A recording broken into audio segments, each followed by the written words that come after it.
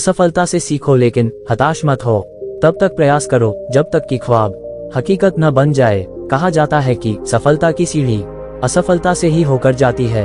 असफलता वास्तव में सफलता की कुंजी है, लेकिन हम सब असफलता से सीखने की बजाय हताश हो जाते हैं और आगे के प्रयास भी बंद कर देते हैं। तो आइए जानते हैं एक ईमानदार लड़के की ये मोटिवेशनल कहानी 2024। दोस्तों, वीडियो शुरू करने से पहले आपसे एक विनती है, मेरे चैनल को सब्सक्राइब करके घंटी को ऑल पे सिलेक्ट कर लें ताकि मेरी आने वाली वीडियो आपको देखने के लिए मिलती रहे। शहर में एक परिश्रमी, ईमानदार और सदाचारी लड़का रहता था। अपने सत्कर्मों की वजह से वो परिवार में सभी का लाडला था, साथ ही समाज में भी उसका बड़ा मान सम्मान था।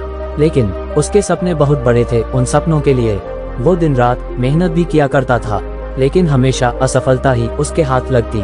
उसका पूरा जीवन ऐसे ही निकल गया और एक समय ऐसा आया जब उसकी जीवन लीला समाप्त हो गई। की वजह से मृत्यु के बाद उसे स्वर्ग की प्राप्ति हुई। स्वर्गलोक का अलौकिक सौंदर्य देखकर वह मंत्रमुग्ध हो गया। फिर उसने देवदूत से पूछा, भाई ये कौन सी जगह है, तुम मुझे कहाँ लेकर आ गए हो? तब देवदूत ने उसकी बात सुनकर कहा कि ये स्वर्गलोक है और अब से तुम यहीं रहोगे। इसके बाद देवदूत ने उसे वो घर दिखाया जहाँ उसके रहने की व्यवस्था की गई थी। वो घर इतना आलीशान था कि जिसकी वो कभी सपने में भी कल्पना नहीं कर सकता था। घर के भीतर लेकर गया और एक एक कर सारे कक्ष दिखाने लगा। सभी कक्ष बहुत ही सुंदर थे। अंत में वो उसे एक ऐसे कक्ष के पास लेकर गया जिसके सामने स्वप्न कक्ष लिखा हुआ था। लड़के ने देखा कि इस कक्ष में वो सारी चीजें थीं जिन्हें पाने के लिए वो धरती पर लगातार मेहनत करता रहा, लेकिन कभी सफल नहीं हो पाया। सभी चीजों के छोटे छोटे प्रतिरूप वहां रखे थे, आलीशान घर, कार, उच्चाधिकारी का पद और ऐसी ही बहुत सी चीजें। तब उसने जो उसके सपनों में ही थी, जिन चीजों के लिए मैं जीवन भर प्रयत्न करता रहा लेकिन कभी भी सफल नहीं हो पाया, वे यहाँ इस तरह क्यों रखी गई हैं?